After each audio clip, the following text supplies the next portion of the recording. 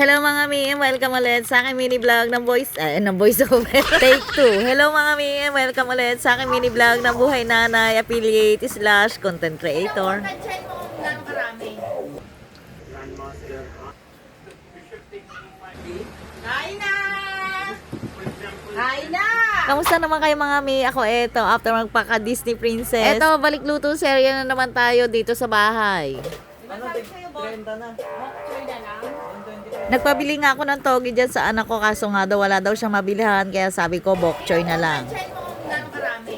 Isang araw pa kasi ako nag-crave sa toge, kaso nga lang ng isang araw pa din siya walang mabilhan. Kaya sabi ko bok choy na lang yung bilhin niya basta may gulay. Medyo nanawa din kasi ako sa mga pagkain nga nung last Christmas at bagong taon. Pero ito at karne pa nga din ang lulutuin ko. Nag-isda kasi ako kahapon, ang kapag nag-isda na naman ako ngayon, malamang kami na naman dalawa ng asawa ko ang kakain niya. Ang mahal pa naman ng isda ngayon, kapresyo lang siya ng karne, kaya karne na lang.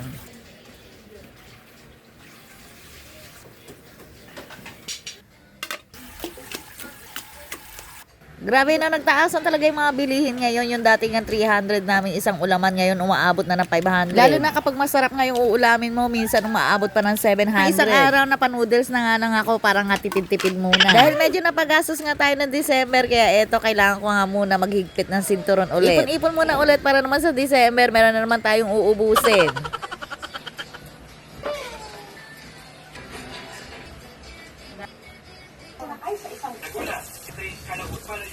So anyways mga mi, for today's ulam, para nga wala masyadong ingredients. Dahil nga may kamahalan ngayon, kaya ito nagprito na nga lang ako ng pork chop, tapos nagisa na nga lang ako ng bok choy. At sinabi ng kanya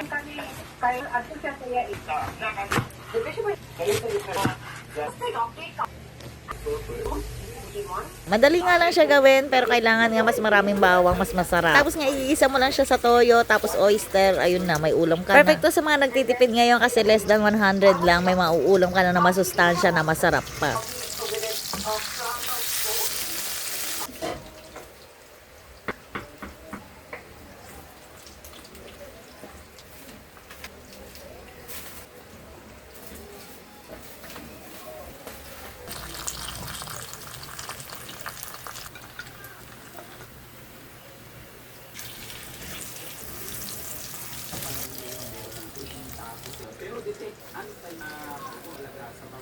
After ko nga na-iprito yung pork chop, same pan, pinito na nga lang din dyan yung tokwa. Nagkamali nga ako, dapat pala inuna ko yung tokwa bago yung pork chop. Kapag piniprito ko nga yung tokwa, nagpakulo na nga lang din ako ng tubig. Para nga pakuluan yung bok choy ng saglitan lang, para nga hindi siya ma-overcook. Kailangan saglit na saglit lang. Select aside ko muna siya, then pagkaprito nga ng tokwa, nagisa na nga ako ng maraming bawang. Balihin natin ko nga yung bawang dahil yung kalahati nga niya itatapis natin niya mamaya.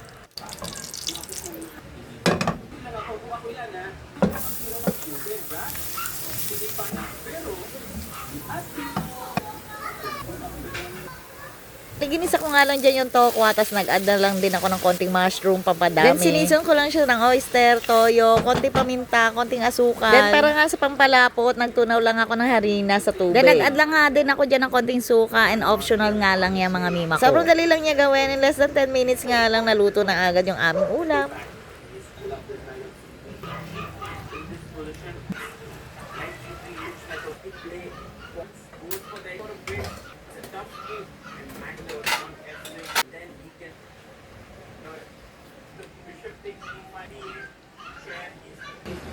Kain na! Kain na! Hoy, kain na! Hoy, magugas na kayo ng kamay, kain na.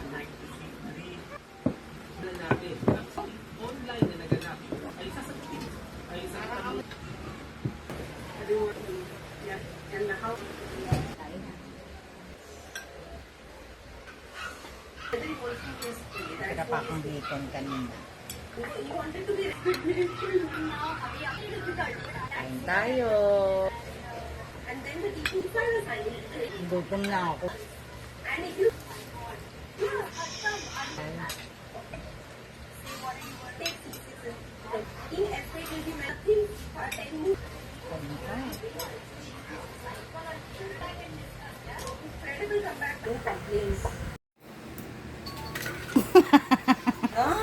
Na akong 15.